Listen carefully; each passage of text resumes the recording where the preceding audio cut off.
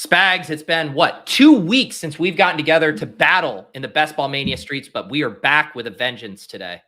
I'm dying to be back, frothing at the bit to go head-to-head with Pete in Best Ball Mania 4. $3 million to first place. A little bit of a harrowing moment before the stream, but we are both in the same draft room, Pete. So thankfully, we avoided one bullet here that could have ruined our Tuesday morning. Yeah, I had it happen once. I'm going to get things pulled up here. I had it happen once on the Swolecast where we did get in the same draft, and I was like having a panic attack. I was like, you're putting the draft board on the screen, or I am firing up my own stream and making sure that I am not missing one of my bullets on stream. So yes, we did successfully get in the same draft, and it will not shock anyone to know that I do not have an early slot. I am drafting from 112. You are from the 1-5. Somebody actually was doing the math on it. And I want to give the credit to a user, of course, everybody commenting on all the streams because of Pete giving away $1,500 combined to 3 different people. So $500 each for everybody who's leaving the comments on all of Pete's Best Ball Mania 4 streams. And there was a guy, Pete, who's doing the math, pointing out what your average was, what mine was. And I think mine was like 6 and change and yours is like high 7s. So people out there are starting to realize that perhaps your influence is diminished here in 2023.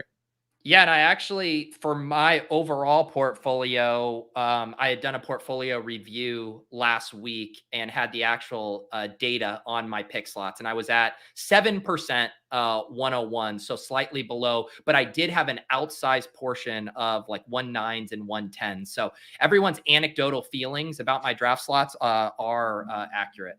Well, it's also kind of small sample size, too, if you're taking only the splash play shows out of the grouping of all of your other streams. But I am on the clock here. I am not going to be a hero. I'm going to take Tyreek Hill at this 5 spot. And Tyreek, Pete, feels like starting to drop a little bit. I think on DraftKings, he's down to like a 7 or 8 ADP. So people afraid of him smacking a guy on a boat dock in the head.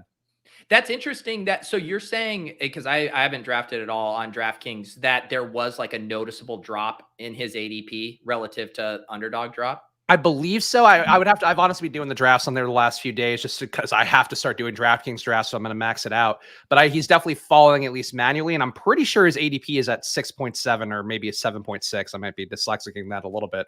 But I think a little bit of a drop there, and maybe it makes sense because of the half point PP or the full point PPR, I guess, maybe not being as valuable to Tyreek as it would be for Cup. Yeah, I guess I was only surprised that my thesis is that like underdog drafters are collectively more news hounds than DraftKings drafters and like are quicker to react to news movements. But maybe it's completely offset by the wide receiver thirst and wide receiver avalanche. And everyone's like, I'm sorry, I'm not taking Travis Kelce or Austin Eckler like ahead of Tyreek Hill. And so I'm just going to deal with it. Yeah, Eckler I've seen go ahead of Tyreek, but you are on the clock here. 2 picks in a row for Pete. What are you going to do? Yeah, I'm trying to see if there's anything. I don't feel like being a hero and boosting my Nick Chubb exposure at this draft slot. I will wait until I have a mid-second round pick and see if he slides. I'm looking if I want to do anything creative or if I just want to do Garrett Wilson in Amon-Ra.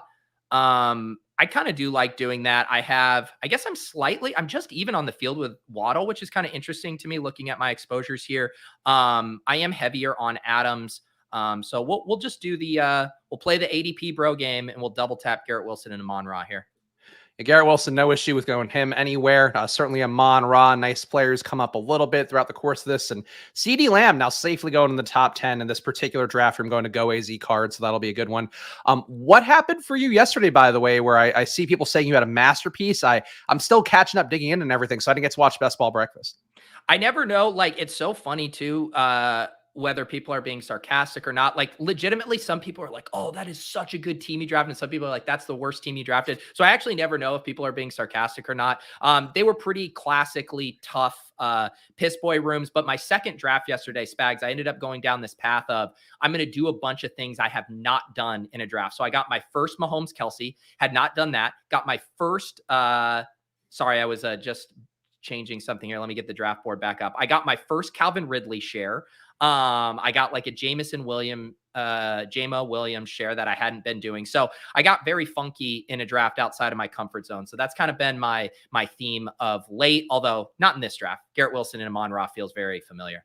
You do one Best Ball After Dark with our pal Eagles, and all of a sudden you're extolling the virtues of Nick Chubb at the turn, which feels very on brand for doing a show with Eagles. Did you have, I don't know why you would have heard what happened, but did you hear what happened in that draft room with Eagles? I did not know. So, like when I do these streams with my guests, when they're drafting with me, like I want to draft through their eyes. Like I can draft however I want when I'm drafting here, but I want the Eagles experience. So I'm like fully prepared. All right, we're gonna get a Najee share. Like, let's do it. Eagles time. We're gonna get a Nick Chubb share. Eagles loves Nick Chubb. Nick Chubb goes 7 in this draft. And this wasn't like a bad bro room where people were like dicking around and being funny. We got in like a pretty random room. Nick Chubb goes 7 and Najee goes at the 2-3 turn. And it's just like, how does this happen? The one time I get James on and I thought I was going to be taking these guys, and there were people who wanted the Eagles players even more than he did. And Eagles and I ended up drafting a team that we looked at the end and I was like, is there anything you would have done much differently here? And I said, is there anything I would have done much differently? And we ended up drafting like a team very much in the middle of our preferences. So it actually worked out pretty fun. Yeah, the Chubbs team, I mean, the Chubbs team makes sense. I know we've kind of talked about it in generalities. We both have been very early on the Jerome Ford train. But realistically, like Jerome Ford being where he is ADP wise, Chubb should take a jump upwards just on the assumption that there's still a good chance that he could just get more pass game work. And he has been okay doing that. I know the rep is that he's just a pure rusher. So I don't hate the Chubb kind of him re-cementing a little bit higher. I do wish I'd taken a little bit earlier because I've been, kind of thought that as I go through, but I just never take the early running backs at such a high volume. But Chubb coming up, like he's just as likely to be a number one running back as it is Jerome Ford will have any sort of role.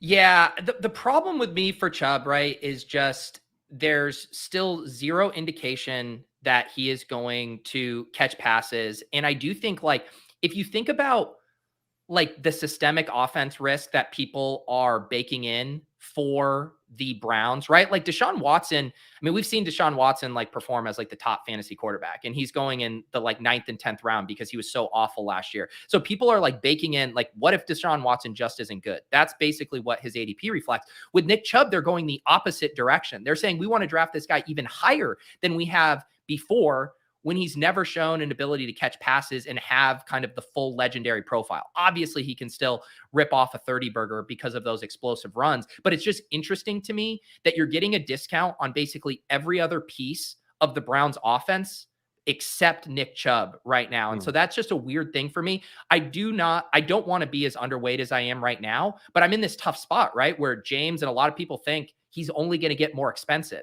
And like, that's going to be such a tough click. I will just plug my nose and take him to make sure I get up to my 3 to 4%.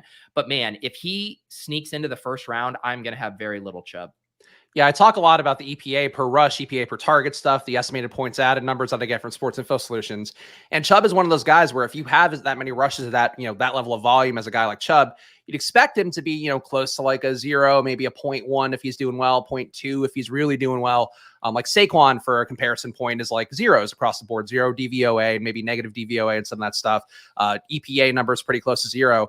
But Chubb with that volume is so efficient and so good that I've always had kind of a candle on for him in the hopes that, he can maybe get more of a workload, can absorb Kareem Hunt's role. So I still would be willing to take him on the way up a little bit as I try to figure out where my weaknesses are in my portfolio.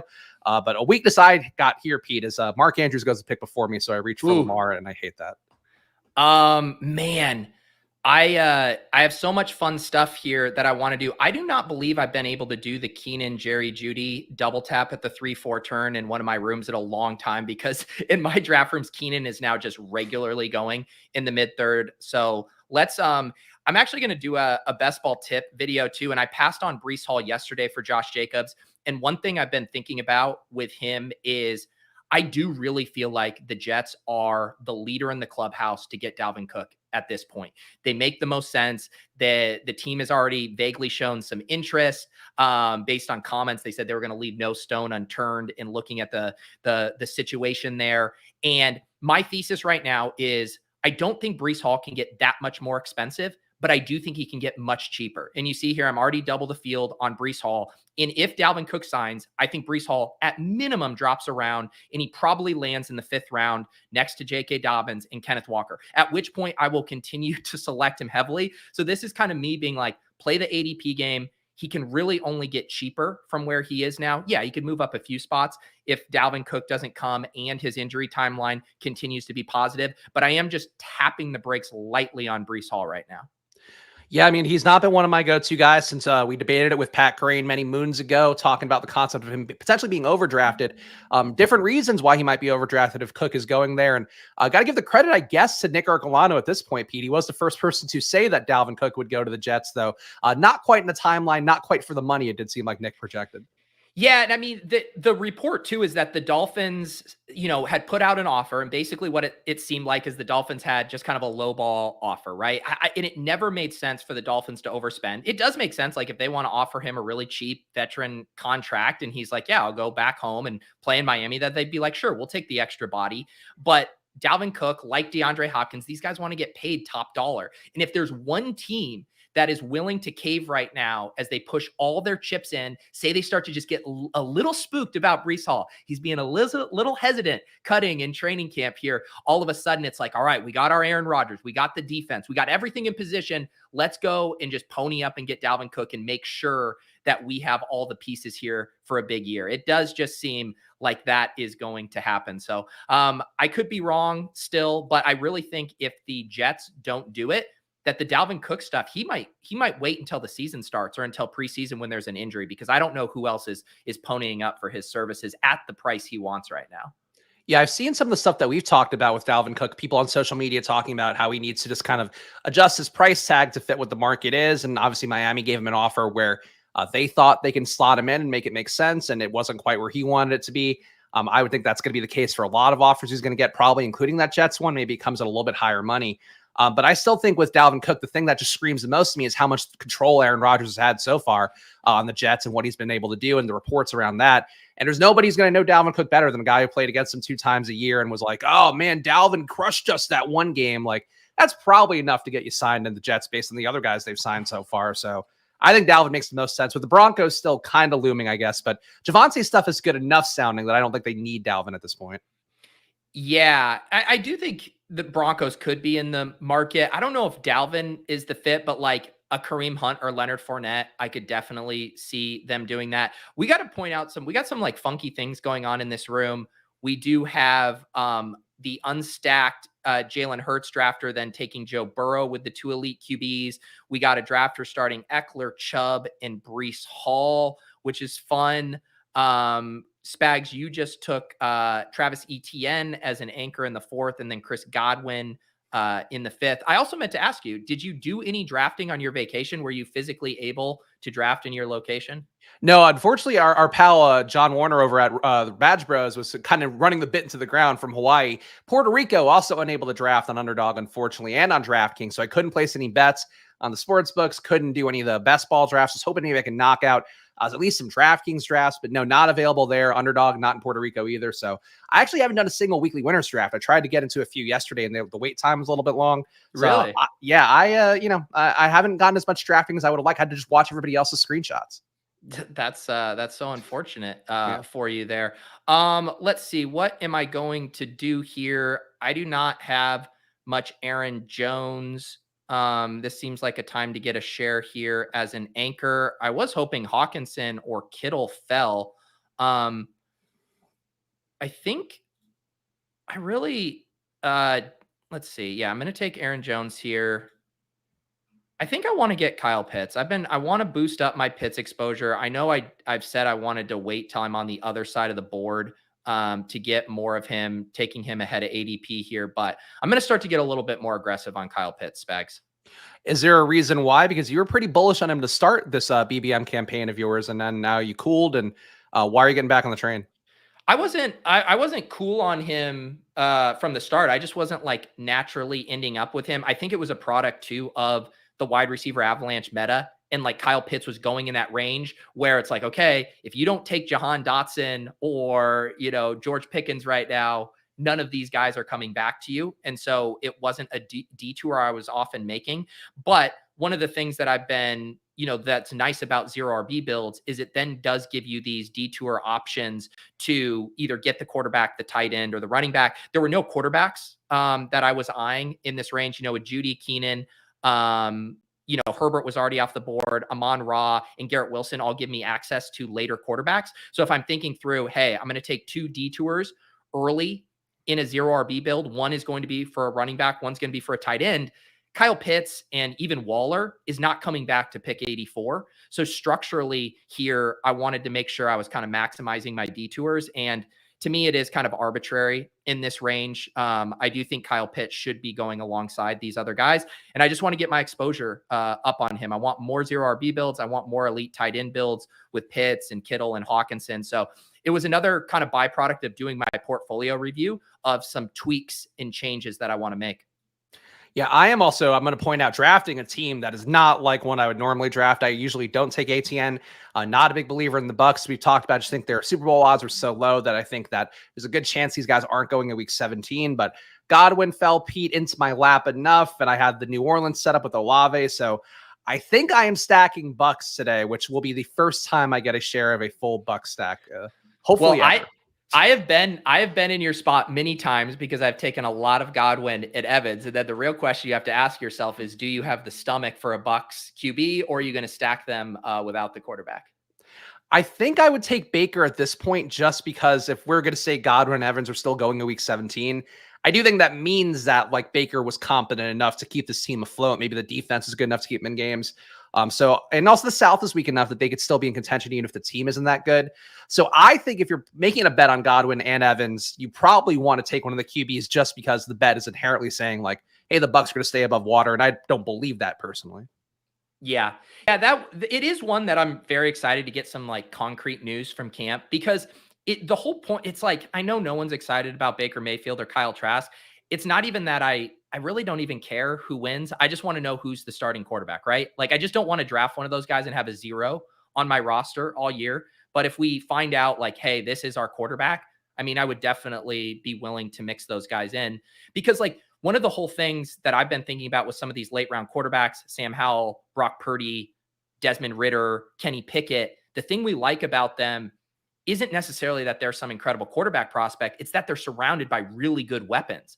And the Bucks still have good weapons. Like Chris Godwin and Mike Evans are awesome weapons there. And so I do think you should have some vague interest in the quarterback if we know who that quarterback is, which we do not now. And that's why it's a tougher click. Yeah, and I don't mind Trask. Trask actually did grade out pretty well in college from some of the numbers there. Obviously, he hasn't played a lot in the pros, even enough to make a small sample size kind of argument for him, but he was pretty good at Florida. So you can make the case that Trask is maybe worth drafting too, but the path of least resistance, I think, for the Bucks to be good in week 1 is probably Baker being out there and being at least the quarterback he was for the Rams on the home stretch. So I don't know, but what are you going to do here on the turn? I was going to run to the podium and select Quentin Johnston if he fell one more pick. I was wrong. I said Darren Waller wouldn't make it back. He does make it back. I do not think I'm going to do bully tight end here. We might push. I might just go with my favorite wide receiver available here. I really don't like this Pacheco, White, Dalvin Cook range. We'll grab another Elijah Moore share, even though Deshaun Watson is off the board. I think Watson and Elijah would have been a fun double tap there. I do get the week 17 there with Garrett Wilson and Elijah Moore. And now I am going to pick a Ravens wide receiver as well. This kind of goes back to the thing I was talking about with Breece Hall. Even though if you told me I could get 17 games from both Zay Flowers and Rashad Bateman, I would take Bateman. I do think Bateman's price can only drop from now, where I think there's legitimate, not risk that he's not going to be ready for week 1, but that he might not be at training camp. They might not be playing some of these preseason games. The language from the team has been that they're going to be very cautious with him as he recovers from Liz Frank, and drafters will react to that. So my thought is Zay Flowers is only going to get more expensive if Rashad isn't as present at training camp. And so I'm just going to be selecting Flowers ahead of Bateman for now. And then knowing I do think Bateman is going to get slightly cheaper. And once there's a little bit of a gap in their ADPs, then I'll swing my exposure back to Bateman. No, that makes sense. And I certainly took Lamar a little bit ahead of ADP, would have liked to have gotten anybody stacked with him out of this group. And now we are basically down to Odell, or I guess I could do Likely later on. But I'm going to have a tough time stacking up Lamar at this point with anything of value, Pete. So I'm with you on Bateman being a faller. I wish he had been a faller in this particular room. Yes, but here's the thing. Will you agree to this from Tyler? If we break 300 likes on this video, Spags has to draft Trask and Baker. I'll commit to one of them. I will absolutely commit to one of them if we get 300 likes. And the quest to help Pete's channel get to 15,000 subs here. But I can't draft both. I can't just sink $25 on the Bucks. Also, as a reminder, so what we do here on Tuesdays, it is a splash play doubleheader. We do the first draft here on my channel. You see, this is draft 81 for me. And then we will head immediately following this over to the splash play channel for draft number 82. I got the link pinned in the description, and it should also auto redirect. You don't even have to click anything. You just stay here and we will hop over to the splash play channel. So make sure you guys are subscribed to both of those channels if you want to watch our sweet, sweet doubleheader action. And as always, these drafts are eligible for my comment giveaway. Spags, we're on a good pace here, continuing to add a decent amount of subs each show. So the closer we get to 15,000 subs, the quicker we can get to that $1,500 giveaway. And the 3,000 on Splash Play. Pete has already committed contractually, verbally, and in writing all of that to do a drunk show when he gets to 3,000 subs on Splash Play and 15,000 on Pete's channel. So, Pete, I think they should just subscribe to your channel and then just go right over to Splash Play and click at the exact same rate. Everything should grow right in line. I meant to ask you, Spags, a little check-in about your boy, Anthony Richardson. He does go at pick 97 here. Did you see I got Richardson at pick, I think it was 118 in a draft the other day? I'm starting to get my cheap Richardson bags packed. I've said the entire time that this is the time you're going to be able to get him cheaper. I think when he gets to training camp, especially if there's one preseason game where he's getting that starter workload, getting a full quarter of play and does something special in that quarter, I think that's when he starts to kind of come back up. So look, I think this has been the thesis of the play all along, Pete. I certainly wish he hadn't fallen behind 100, but I've gotten him at 120 a few times, so I'm not going to be too mad at it, even though I certainly would like to see him on the higher end for my closing line value. But I am on the clock here. Tua's falling. He does not make sense to me. I do need more receivers and running backs at this point. God, is this an Alvin Kamara share? Or I'm just building out Saints Bucks for week 17, the least sexy week 17 matchup.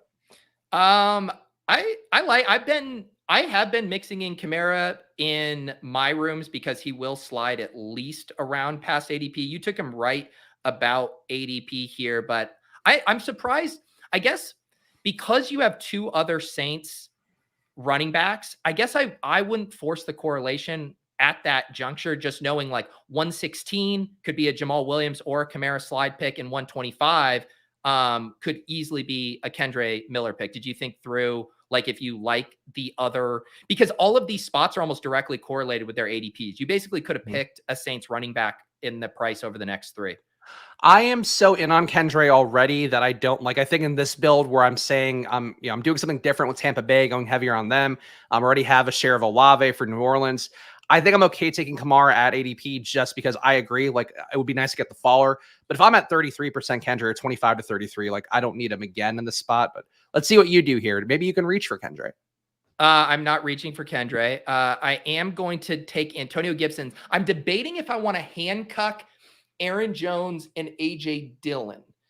And I don't think I want to. They kind of fall on that line where I like both, say, like Kenneth Walker and Zach Charbonnet, but I don't necessarily want to take them together. And it's not because they don't have different skill sets. They definitely do. But I just think, like, the price, I don't love it. But man, AJ Dillon sliding a little bit here. I think what I'll do is just play it a similar kind of style back to AJ Dillon and Brian Robinson, and basically trying to then play the Commanders as the double tap, as the cheap handcuffing there, as opposed to the more expensive one.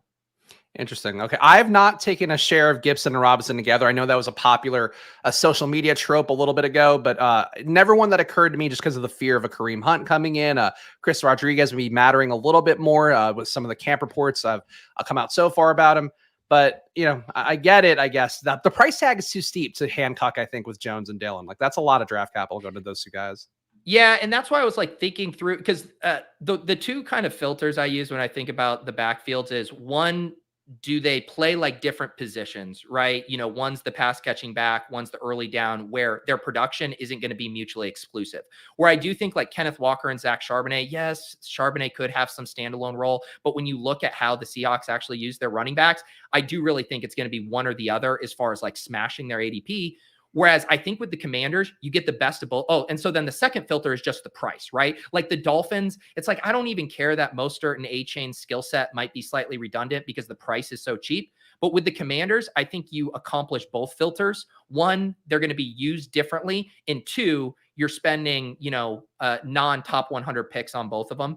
So I do think it's also, too, for me, Spags, it's a way to offset my heavy Sam Howell bags as well, where it's like I've played this through the passing game so much. This team, can be geared way more to the running game. Yeah, no, I think that certainly makes sense, especially with, again, you do have a lot of Sam Howell, which you've talked about here. And I was quietly sweating out. Well, Odell Beckham fall to me, and Pete, here he is at pick 116, Odell, to finally stack up somebody with Lamar. You're on the trajectory of the team I drafted with Pat the other day, where we took Lamar early, then got shut out on all of the stacking options, and Pat forced me into taking Odell Beckham. Is that one of your first Odell shares, or have you been willing to click him? I've been willing to click him sometimes. I don't think I have a lot by any stretch. I'll actually double check here, but I have to. Yeah, I have 2% Odell across everything. So $47 spent on Odell, not including today. It's nice too. It is nice to put the dollar amount next to those guys. $47 on Odell. I mean, there's worse ways to burn $47. I did crest my first $1,000 player, Pete. Do you want to guess who it is? You should be able to. And it's not going to be a quarterback, I will say. Oh, okay. Because, that was going to be the low-hanging fruit. Man, I feel like is it Michael Pittman? It is Michael Pittman. Okay, $1,031 on Big Mike. Wow. That I would be nervous about that. But so that means you're still taking him a lot even without Richardson.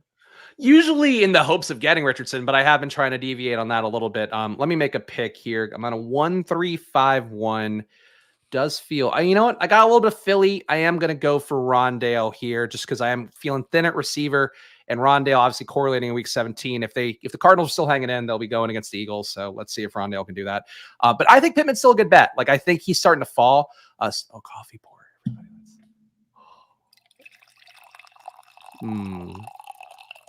You know who doesn't need any coffee? Michael Pittman. You know what? I didn't even want coffee. I just didn't want to hear you wax poetically about Michael Pittman, so I started pouring.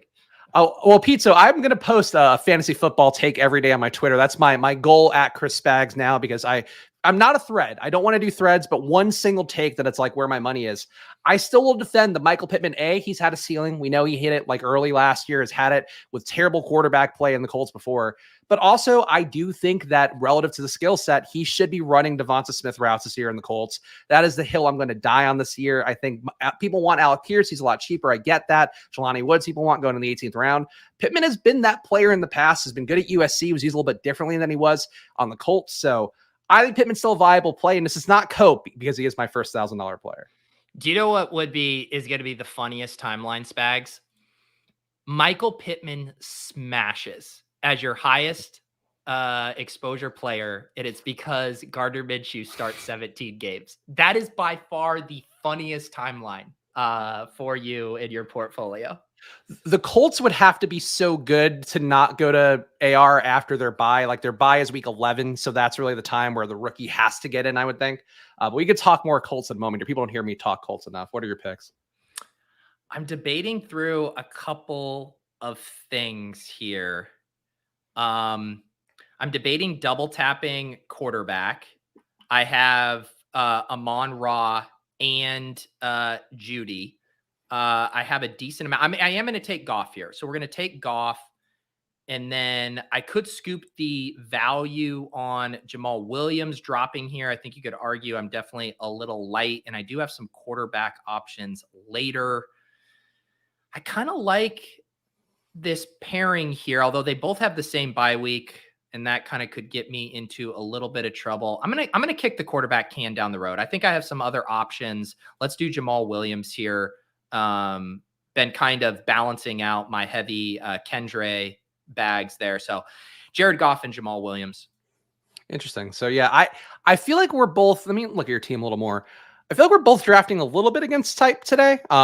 I mean, maybe not with your start with Wilson and Amon-Ra, but like for me, I've kind of been trying to not fall in the same, I wouldn't say the same pitfalls, because I really do have a lot of takes that my heels are dug in on. The Christian Watsons, the George Pickens kind of takes. Those are ones that I'm not going to deviate from a bunch. But I've been letting the rooms come to me a lot, especially as I'm drafting later at night in BBM, where I love drafting Pete a team at like 10 o'clock when there is like a Pomeranian or a Poodle going, because you just find really weird drafters funneling into those BBM rooms.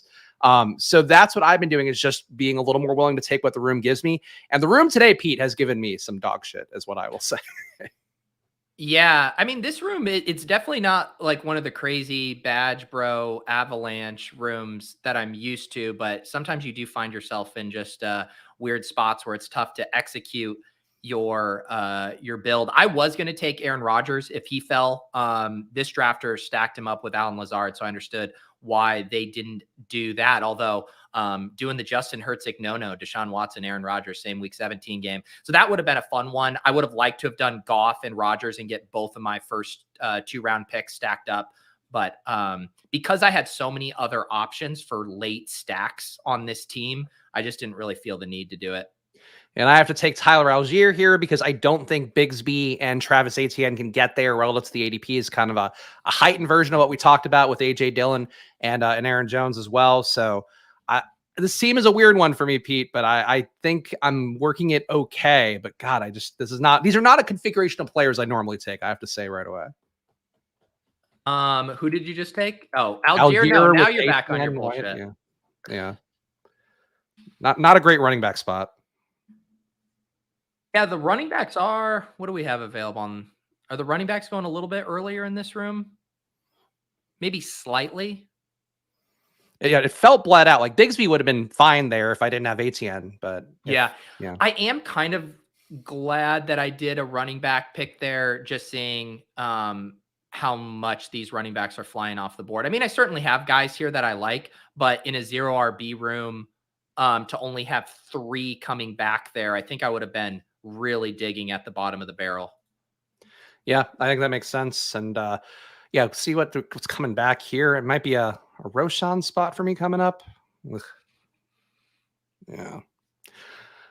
I do have the market cornered on NFC South running back, so I've got that going for me, if nothing else. What are your Tyler Algier bags at right now?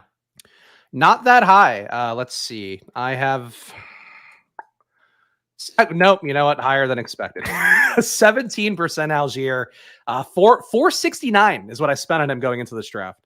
Wow. Have you done any of the like mid to higher stakes, like Chow's, Dalmatians, Bulldogs, anything like that? I did the Dalmatian. I did the Golden. I have not done a Bulldog or a Mastiff or any of those. I'm focused. I'm honestly getting worried just to finish my BBM shares at this point, because I'm just shy of 80 now, which I know we can get to. But if you're doing another 100 on DK and then 80 in BBM, like I'm starting to feel the sweat a little bit, Pete, even though, obviously it's going to be much harder for you to streaming it all. But you have a schedule, whereas like I'm hitting 4 a week on stream and that's it. It's been funny to read the comments. I feel like a lot of people are like benchmarking their pace to mine. Someone's like, I've watched more of your drafts than I've done drafts myself. I need to pick up the pace. I do think if you want to use me as your pacer, it will be, damn it, Russell Wilson's falling all the way back to 156 there would have been very fun. All right, what do we want to do here? I do think this is going to end up being a 3 quarterback build for me. And I think Jordan Love with Aaron Jones, I want to make sure that I get that second quarterback now, kind of thinking through my end game here. So let's grab Jordan Love, and then that will give me some outs to some other tight ends late. Maybe we boost up our Gerald Everett here. It's a little tough to get correlations with Denver, once you miss out on some of the other Chargers guys early. So let's do Gerald Everett here as a week 17 with Judy and Keenan. I like Gerald Everett. I mean, I know I feel like we've talked a lot about Gerald Everett over the course of the last 2 years and him being undervalued. Now he feels like appropriate ADP wise, but this is a part of a Chargers offense where it's him or Parham is going to do well, and Parham can't play a lot of snaps because of the size and the constant injuries it feels like he gets. Everett is one of those guys I feel like should feel more comfortable as like part of the 2 tight end build and just like being a guy you know is going to be there week after week and actually, have a ceiling he can get to. Yes. Chat is on one today. We got some feisty people in the chat having all these sub arguments. I didn't think we'd see the day where Paris Campbell was comped to T Higgins in our splash play chat. The Paris Campbell stuff, I know there was the good camp reports and all that. That is the most crowded position to be competing for snaps in a Giants receiving core where there's 8 bodies there right now. But a guy who's like a slot receiver, I don't buy the Paris Campbell thing at all. I definitely don't buy the increased ADP as well. No, the Paris Campbell pick is like the fishiest pick where like the ADP moves up because of like one OTA training camp. And then you are drafting him ahead of players the team has invested significantly more capital in Wan'Dale Robinson and Jalen Hyatt. I mean, Robinson and Hyatt are such smash picks now that they're free in all of these drafts. And we've done the Paris Campbell thing literally 4 or 5 years in a row. We know what he is. And you're going to get bad closing line value and not much late season production. And I'm taking DJ Chark here because I do have Travis Etienne for Jacksonville. So I'm going to try to maybe build out some Carolina late. Because would you go 2 QB with Lamar and Bucks QB, whoever that is, whether it be Trask or Mayfield? Because it feels like inherently if you're going the Bucks, like I should still take a 3rd QB. Yeah, I guess that's slightly thin. Just again, it goes back to that thing I was saying about not knowing which one is going to start. Where I have been completely fine doing, like on my Bulldog team, I did Lamar and Brock Purdy. Like I am completely fine with Lamar in a cheaper one. But I don't know. That one's cool. If you knew for a fact which Bucks QB was going to start the whole year, I would say absolutely. But that uncertainty makes me think that's a little thin. Shout out Christopher, by the way, my occasional arch nemesis here, coming in with a $20 super chat to help cover Spags' losses from taking Pickens over Deontay Johnson. Of course, Deontay Johnson ranked 85 out of 85 receivers in DVOA, ranked 81 out of 85 receivers in DYAR. 2 of the metrics that our pal Aaron Stotts will be taking on the road with him. But yeah, that is, Pete, this is the $20 for you, really, because in support of me and my quest to take George Pickens over Deontay Johnson. Christopher, I will I'll Venmo Spags your gift to help subsidize his George Pickens losses. All right, I'm on the clock here. 1571 really feels like I don't need to take any of these assholes yet that I have to take. Let's throw in Chuba here just because running back's been bled pretty dry. So I'll get to 6 running backs and then we'll do some last minute salvage work on the scene that I do not enjoy, which means it'll be one of my best teams, Pete. That's how it goes.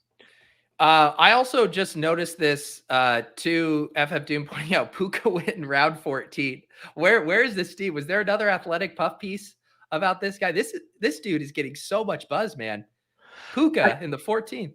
Look, he did get a lot of buzz working with the starters. I get it in the 17th or 18th. I don't think in the 14th. Man, running backs really getting wiped out here in this draft room. It is probably the pick that makes the most sense for me right now.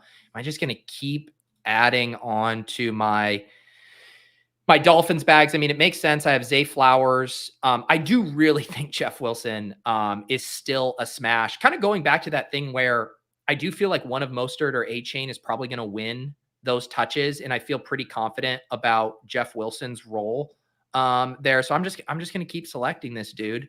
Let's see if there's anything else I need to be doing here. Should I take Paris Campbell? Nah. I think I'll continue to just take one of my other favorite running backs in this range, trying to boost it up a little bit. The Vikings do play Detroit in the Dome in week 16. So we'll do that as a little week 16 bring back with Ty Chandler. All right. I also enjoy this. This is the real pushback to Paris Campbell. 5'8" is not tiny, folks. It is a very standard, acceptable human height. Did Davis Maddock write this post? It is. Remember we had that period on Splash Play where Pete and I would post our heights for everybody because we are both over 6 feet tall. So that gives us a lot more credibility in the space. Davis got mad. We were on, I think we were on ADP chasing last week, and Davis had like touted Josh Downs, and I was like, you really do love your super short wide receivers because he's super in on like Greg Dortch and Tutu Atwell. And he's like, what? Josh Downs is like average size. He's like a normal size. I was like, he's 5'9". And Davis is like, that's completely normal. I was like, yeah, maybe if you take the average height of all human beings on the planet, not average height for wide receivers in the NFL. Yeah, I mean, they are getting smaller, but definitely not that small across the board. All right, so no Bryce Young available at this point, so that makes it a little bit tougher. I think this is going to actually have to be. I think this is going to actually have to be a 2 QB build. I'm going to start taking guys to get these out of the way. I do not advocate taking Kate Otten normally in the 16th round, but I have to get him for myself. Yeah, we're having to live a little in this room to kind of complete some of the like team objectives we have here of just, you know, like the drafts that feel the best, right, are when like the value lines up with like the structural picks you need to make, you know, where it's like you're doing a 0 RB build and then you get into that range of the draft and it's just like pop, pop, pop, pop. Here's all the sweet spot 0 RB targets. Sometimes you get in these spots, like I feel like you're maybe in this spot. I've been in this spot with needing to round out my RB room and having to reach a little bit, but I think it's fine. Also, to dispel guys like Bullock in the chat saying, where'd that go? They're talking Bullock, about your height. Yes. Yeah. So not only Bullock, am I over 6 feet tall? I'm 6'1", and currently Pete, 240 pounds from just dad life getting me, and also put on some muscle too. But 6'1", 240. So I'm bigger than, I would say, 70% of the fantasy analysts right now in the world. You and me are the same height, but different weight. Yeah, you're like 190, right? 185 right now. Wow. That was my high school weight. All right, I'm on the clock. Maybe we need, when you and Spags and I have never met up IRL. When we do, maybe we need just like a back-to-back pick. Who's taller? Who's the taller 6'1"? I feel like it could go either way. Well, that's why I'm taking all my photos of Luca now, so I look like a giant. That's really the goal, to really reshape the brand. Oh, there we go. I look 5'9" to 185 on that. Thank you. I have told that before. Yeah. You are sneaky tall. I think if I didn't know, and I previously did know that you were taller, but if someone would have just asked me, I think I would have been like, 5'10". Like I think would have been my guess. That's fair. No, I mean I've been over 6 feet since I was like 15, I think 14. Yeah. So like I've been riding. I never hit another growth spurt after that, but I've been a respectable height as a gentleman. To the point where also like I was a receiver in DB in high school, and my coach was like, "I'm going to move you to line, Spags," and he had like a list too. So he's like, "I'm going to move you to line. You're going to be doing D-line exercises with us." And that was that was my junior year. Love it. All right. How am I going to stick this landing here? I do believe I am going to take I'm going to get to a third quarterback. You know, one of the things I was talking about in looking at my portfolio review is that I did want to like boost up my Ritter and Purdy shares to get it closer to like the Howell and Pickett on this team with Kyle Pitts. And Goff and Love feels a teeny bit thin for a 2 quarterback build. So I do like the idea of adding Ritter here. Goff, I think I'm going to be fine. Just single stacking Love. Maybe I will put Musgrave in the queue here. The question is, do we think 3 tight ends here? I'm fine with these 6 wide receivers, 6 through 85 feels fine. And I think because Aaron Jones is the anchor, I am okay with a 6 running back room here. Haven't taken a lot of Musgrave. This seems like the spot to take him. A Jordan Love team. I don't have my Dobbs. I don't have my Christian Watson. Would like to get him double stacked if that hits. So we'll do Luke Musgrave and do one of my patented, actually, I don't know if it's patented, 3-6-6-3 builds. It does feel, yeah, your team felt thinner at running back than it feels like it should, just given the handcuffing, I guess, would be the thing. But I do like Musgrave. Musgrave to me is one of my favorite rookie tight ends. I know there's, a bunch of them that we've talked about over the course of this offseason, but Musgrave is like getting starter reps. He's looked good in camp, looked great. The limited games he played last year for Oregon State. So like, I think Musgrave is still undervalued going in the 18th round. Yeah. I like Musgrave on those late tight end builds. I just haven't gotten funneled there a lot. So I actually think this was a nice spot to get him. I think you could say one pick I wonder if I should redo if I could would be I took Everett over Sam Laporta. So I missed out on the Jared Goff double stack. Another thing I could have, I missed out on a Dallas bring back with Detroit. I also don't have a Chicago bring back with my Atlanta stuff. Normally I do end up with a Chicago back on most of my teams, but structurally, I don't mind this team. Yeah, I'm at a 2.672. I think I could take Hurst. I could take Terrace Marshall, and that wouldn't feel too bad either. We need a third tight end with Goddard and Otten. Yeah, I'll take Hayden Hurst here. I love Terrace Marshall. He is my go-to 18th round pick, especially if I have any Jacksonville or Carolina. But I think Hayden Hurst with Otten and Goddard Field's a little safer. Yeah. Weird team. This is a comment by CLN, and I do think it's a good and conversation to have. So CLN goes, that's a good thing. Everett going to outscore Laporta by at least 50. That is probably like true when you're looking at like median projections and stuff, but this goes back to why like the correlation is so important, right? Where it's like when I have Everett, a lot of the Everett teams are going to be stacked with Justin Herbert, right? And if Everett's going nuclear, like I do think in that spot that you're going to wish you had the kind of Herbert Everett connection. Whereas when I'm making this bet on the Lions offense, Amon-Ra here, Jared Goff stacked up, I do think a quarterback like Jared Goff, I prefer to have double stacked.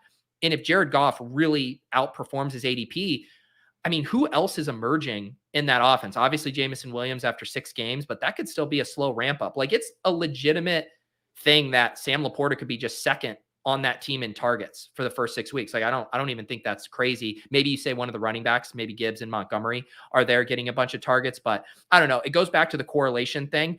And I probably should have broken the tie in favor of the quarterback correlation there.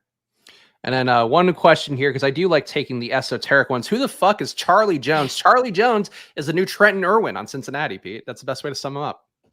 This is also the fun part of drafting season when people take players that I'm like, I think I know who that player is. Even though I spend my entire life drafting and thinking about best ball, and I couldn't really tell you much about that player. My other favorite thing that happens to me, Spags, there are still so many players in the NFL that I draft that I don't know what they look like. And like every once in a while, I'm trying to figure out who is the one I recently saw the other day for the first time. I was like, that's how that person looks. I'll see if I can think of it, but that especially with the rookies, but that happens a lot to me. Charlie Jones, I remember because of doing the rookie previews, and Charlie Jones is like a beast at Purdue, but he's 24 and he's like a smaller white guy. So he kind of fits the criteria of like, oh, I see why your numbers look good, but you're not being projected anything because he's not like a burner athlete or anything, or a guy who had a high athletic pedigree. But yeah, he's like a Cincinnati player getting in the 18th round. Like it's him or Travion Williams if you're going to take a Bengal. Yeah, I have been taking a little more Travion. And I do think, one thing that I was talking about too with my portfolio review, Spags, was when we start to get more information about these second running backs in these ambiguous backfields, it's going to unlock more zero RB builds. So when you get in these spots like me, you feel good about some of these super late running backs, where right now, I mean, you look at these running backs going the 18th round, Keontae Ingram, Cordero Patterson, like I have no clue what role those guys are going to have, those two. I'm starting to get some confidence that Travion Williams is going to at least open the year as the number 2 back behind Joe Mixon. And the thing that's kind of nice about the Bengals is you do even have the more kind of chaos out of like, what if something happens with Joe Mixon where he gets released or traded and all of a sudden this backfield fully opens up? And sure, in that scenario, they're signing a Fournette, they're signing whoever.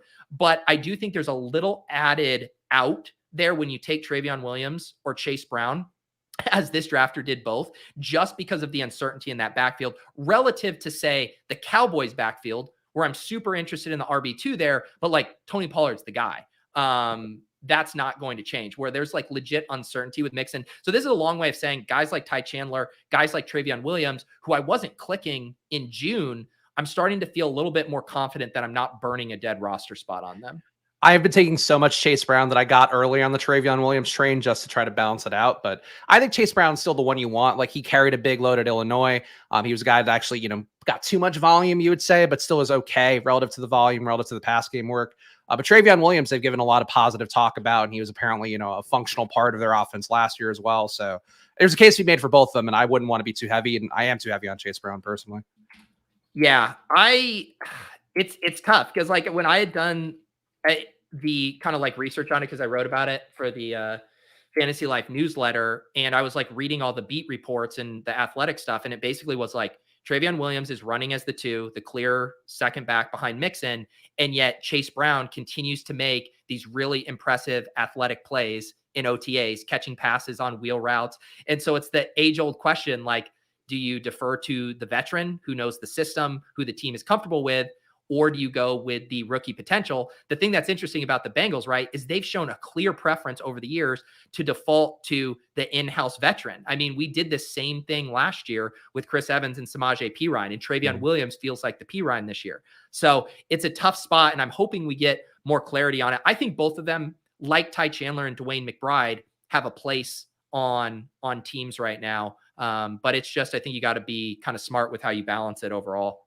Yeah. So speaking of being smart about how you balance it overall, guys, leave a comment down below on this stream. Of course, Pete giving away $1,500 to 3 different people. So $500 each to somebody when he hits 15,000 subs on his channel. So smash the like button, leave a comment. Pete, of course, you are getting closer than ever. So now is really crucial. Got to get those comments in. Let's recap our teams here. We are posting these on the Splash Play podcast feed. Sometimes Spags and I get talking about Nick Chubb and correlations and forget to service the audio listeners. I did end up with a 3-6-6-3 build. Jared Goff, Jordan Love, and Desmond Ridder as my quarterbacks. My running backs, Aaron Jones, Antonio Gibson, Brian Robinson, gasp, handcuffing, Jamal Williams, Jeff Wilson, and Ty Chandler. My wide receivers, only a 6 wide receiver build. Haven't done that a ton, but Garrett Wilson, Amon-Ra St. Brown, Keenan Allen, Jerry Jeudy, Elijah Moore, Zay Flowers. And then tight ends went with a 3 tight end build. Kyle Pitts, Gerald Everett, Luke Musgrave. What did you do, Spags?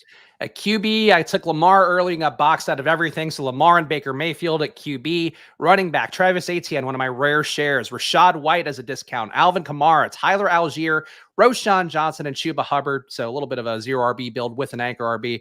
Tyreek Hill, Chris Olave, Chris Godwin, Mike Evans, Odell Beckham, Rondale Moore, DJ Chark, one of my least favorite wide receiver cores I've drafted, and a tight end, Dallas Goedert, Cade Otton, Hayden Hurst. Again, Pete, if we're doing this on a sliding scale, the teams that we hate are going to do the best. This one is going to be crushing for me heading into the playoffs. Yeah. Were you at a spot where I wasn't like fully hawking your draft? Was there a spot where Bryce Young would have made sense? I think he went earlier than expected because I was trying to get him closer to 16th round, and I think he went 15th would be my guess, but he wasn't there when I was considering him. So I would say no, that I wanted him and I was like, but as a concept, and then he was already gone. Bryce Young kind of gets steamed up sometimes. Yeah, you took DJ Chark at 164. So then if Bryce Young comes back to 173, I assume that's your pick there. Yeah, that's what I was trying to get him as my third QB to not have to rely solely on Baker as my backup. Yeah, because otherwise, yeah, you really didn't. I mean, you could have sniped me on Ridder and done a little thing with Algier. Was Kyler ever in play for you with Rondell? Kyler went, I think he was available for 1 pick, and I was like, maybe, but then he was gone the next. Like, I don't like taking Kyler really like right at ADP. I feel like he's a little bit too steamy for me. Yeah, that would have been my only other thought of maybe like a 3 quarterback build with Lamar, Kyler, and Baker.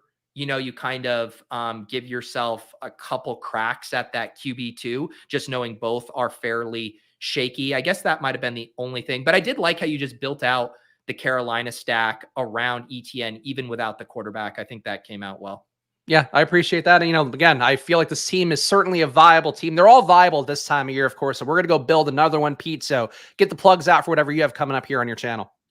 Yeah, we're going to keep it rolling. Normal week. Last week was obviously abbreviated with 4th of July. So Spags and I are going to go draft a team right now on Splash Play. I will be in the Fantasy Life Discord at 3:30 for my weekly office hours. If you guys want to come in there and talk about best ball, backfields, whatever you want to talk about. And then we are going to have a club show today. We might draft. I got to see what Andy and Clay are up to. And then tomorrow, as usual, best ball breakfast, 10 a.m., Pat Crane back in the saddle, and Sean Siegel. Those drafts have been wild. The Sean rooms just get insane. So if you want to watch me draft in very tricky environments, tune in to Best Ball Breakfast tomorrow.